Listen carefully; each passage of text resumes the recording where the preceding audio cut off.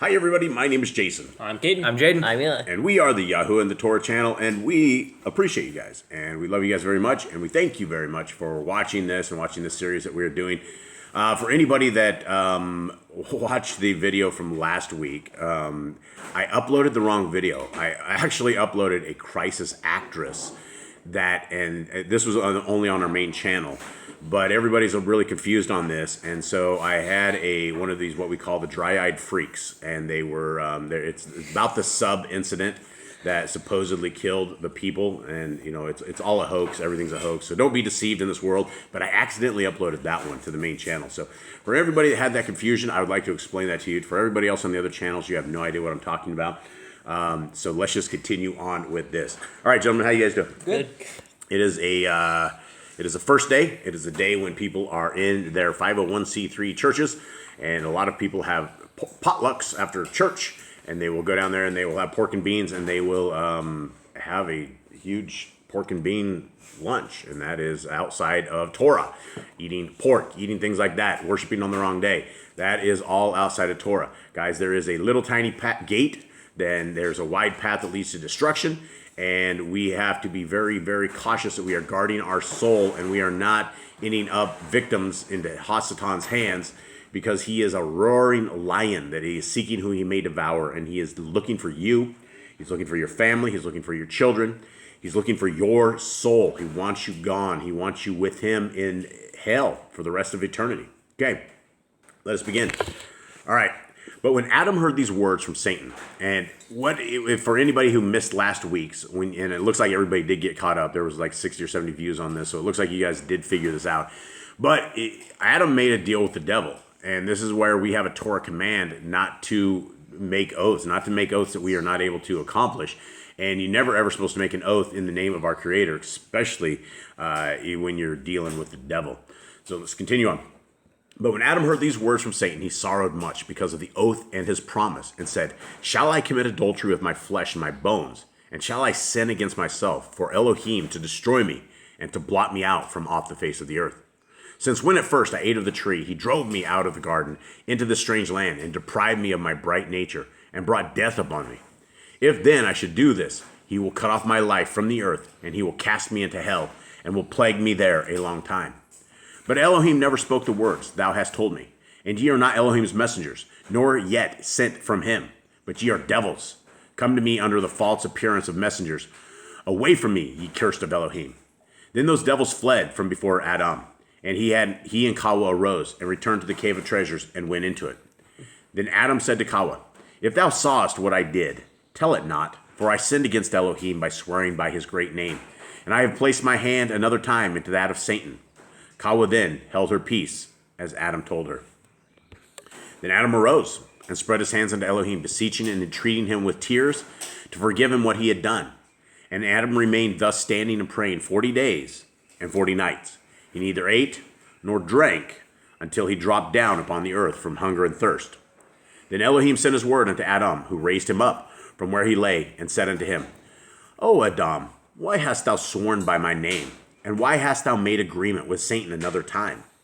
But Aḍam wept and said, "O Elohim, forgive me, for I did this unwittingly, believing they were Elohim's messengers." And Elohim forgave Aḍam, saying to him, "Beware of Satan." And he withdrew his word from Aḍam. Then Aḍam's heart was comforted, and he took Ḥawwah, and they went out of their cave, out of the cave, to make some food for their bodies. This is where you really have to test the people to see if they're really from Elohim or not. Pray, right? You got to stay in prayer. You got to keep asking our Creator, and you got to be like that parable in I think it's Matthew, where the judge and the woman went to the judge and was bugging him, and he wasn't a Torah keeper, but he's like, you know what? Because she is still bugging me, I'm going to deal with this. So if not, she will bug me to death. Essentially, this is kind of like the story of Joshua when he makes a covenant with the foreigners of the land, and he's going to ask Yah. It's like, ask if you have an important decision to make before you go rashly make it immediately, or think about it. Like, pray about it and see what Yah says before you even go try to make your decision. Give it time. Yep, and that is that is deceivers. Deceivers are all around us, and it's messed up. Okay, 7. Then Elohim sent his word unto Aḍam, who raised him up from where he lay, and said unto him, "O Aḍam, why hast thou sworn by my name, and why hast thou made agreement with Satan another time? But Adam wept and said, "Oh, Elohim, forgive me, for I did this unwittingly, believing they were Elohim's messengers." And Elohim forgave Adam, saying to him, "Beware of Satan." I like that so much, I think I ought to read it twice. Yeah, I think you were on 11. Thanks for staying on top of this, Cade. Thanks for everybody who's I was so confused. I was down at 11, but you started reading back at 7. Like, did I miss something? Eli, you need to get your thing and read along with us, please. We really need your help, obviously. You're on 11. Yep, 11. Then Adam's heart was comforted, and he took Ḥawwah, and they went out of the cave to make some food for their bodies. But from that day, Aḍam struggled in his mind about his wedding, Ḥawwah, afraid as he was to do it, lest Elohim should be wroth with him. And then Aḍam and Ḥawwah went to the river of water and sat on the bank, as people do when they enjoy themselves. But Satan was jealous of them and would destroy them. That is what the Hasatan wants to do, right? He wants to destroy us. He wants to keep us away from our Creator. He wants to deceive us, and he will do whatever it is necessary to deceive us. All right, and we apologize for some dog incidents here. We always have these doggone pit bulls, and they are doing weird things always. Okay, verse 1, next one. This will be the last chapter we do. Then Satan and 10 of his hosts transformed themselves into maidens, unlike any others in the whole world for grace. They came up out of the river in presence of Aḍam and Ḥawwah, and they said among themselves, "Come, we will look at the faces of Aḍam and Ḥawwah, who are of the men upon earth, how beautiful they are, and how different is their look from our own faces." Then they came to Aḍam and Ḥawwah and greeted them, and stood wondering at them. They came out see like some sort of like mermaids. They came up as maidens. They didn't say mermaiden. I know, they came out of the water. What's Adam's thought process on this? Like, huh? Yeah. Well, I don't know that. I've learned people can't breathe in water. Well, here's something that we should understand is that these demons are able to do a tremendous amount of dirt and a lot of evil and things of that nature, and so that is a problem. Okay, will you please deal with this dog over here? Aḍam and Ḥawwah looked at them also, and wondered at their beauty, and said, if there then under us another world with such beautiful creatures as these in it?" And these maidens said to Aḍam and Ḥawwah, "Yes, indeed, we are an abundant creation." Then Aḍam said to them, "How do you multiply?" And they answered him, "We have husbands who wedded us, and we bear them children who grow up, and who in turn wed and are wedded, and also bear children, and thus we increase. And if it be so, O Aḍam, thou wilt believe us, we will show thee our husbands and our children." Then they shouted over the river, as if to call their husbands and their children, who came up from the river, men and children. And every one came to his wife, his children being with him. Here come the mermen. Here come the demon hordes, right? The horde of demons. Come on, demons, let's go. 8. But when Aḍam and Ḥawwah saw them, they stood dumb and wondered at them. Then they said to Aḍam and Ḥawwah, "You see our husbands and our children. Wed Ḥawwah as we wed our wives, and you shall have children the same as we." This was a device of Satan to deceive Aḍam. Satan also thought within himself, Elohim at first commanded Aḍam concerning the fruit of the tree, saying to him, "Eat not of it, else of death thou shalt die." But Aḍam ate of it, and yet Elohim did not kill him.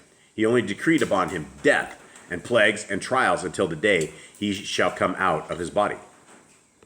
Now then, if I deceive him to do this thing, and wed Ḥawwah without Elohim's commandment, Elohim will kill him then. Therefore did Satan work this apparition before Aḍam and Ḥawwah, because he sought to kill him, and to make him disappear from off the face of the earth. Meanwhile, the fire of sin came upon Aḍam, and he thought of committing sin. But he restrained himself, fearing lest he followed the advice of Satan, Elohim would put him to death. Then Aḍam and Ḥawwah arose and prayed to Elohim, while Satan and his host went down into the river in presence of Aḍam and Ḥawwah, to let them see that they were going back to their own regions. Then Aḍam and Ḥawwah went back into the cave of treasures, as they were wont about evening time. And they both arose and prayed to Elohim that night. Aḍam remained standing in prayer, yet not knowing how to pray, by reason of the thoughts of his heart regarding his wedding Ḥawwah, and he continued so until morning. Sorry guys, I'm dealing with dogs here, and it's a mess. Just a sec. And when light arose, Aḍam said unto Ḥawwah, "Arise, let us go below the mountain, where they brought us gold, and let us ask Yahuwah concerning this matter." Then Ḥawwah said, "What is that matter, O Aḍam?" And he answered her, that I may request Yahuwah to inform me about the wedding thee. For I will not do it without his order, lest he make us perish, thee and me. For those devils have set my heart on fire with thoughts of what they showed us in their sinful apparitions. And who knows what these devils? Yeah, I mean, we're obviously into some sort of sin that set him on fire on this whole side. So you can only probably use your imaginations as to what they were showing them, but you probably shouldn't. You probably should repent of all that. 20. Then Ḥawwah said to Aḍam, "Why need we go below the mountain? Let us rather stand up and pray in our cave to Elohim to let us know whether this counsel is good or not." Then Aḍam rose up in prayer and said, "O Elohim, thou knowest that we transgressed against thee. And from the moment we transgressed, we are bereft of our bright nature, and our body became brutish, requiring food and drink and with animal desires. Command us, O Elohim, not to give away to them without thy order. Thou bring us to nothing, lest thou bring us to nothing. For if thou bring us not the order, we shall be overpowered, and follow that advice of Satan, and thou wilt again make us perish. If not, then take our souls from us. Let us be rid of this animal lust. And if thou give us no order respecting this thing, then sever Ḥawwah from me, and me from her, and place us each far away from each other. Yet again, O Elohim, when thou hast put us asunder from each other, the devils will deceive us with their apparitions, and destroy us, and destroy our hearts, and defile our thoughts towards each other. Yet if it is not each of us towards the other, it will, at all events, be through their appearance when they show themselves to us." Here, Aḍam ended his prayer. All right, so it's crazy, right? Yeah. The devil can transform himself into like women, families, kids, whatever it takes to deceive you. He is able to do that. Old people, angels. He got into some like hungry bears or hungry lions before. He got into a snake, right? So he can get into all the stuff, and he can do whatever it is that he wants to do, as long as is the will of Yah. And that is why we need to be in prayer. That's why we need to be in Torah. That's why we need to have the faith of Messiah Yahushua. We need to pray. Because without prayer, we are not going to have this communication to our Creator, and he's not going to answer things that we are not praying for. Even though he knows what our situation is and he knows all about it, we need to stay in communion with him and communication with him.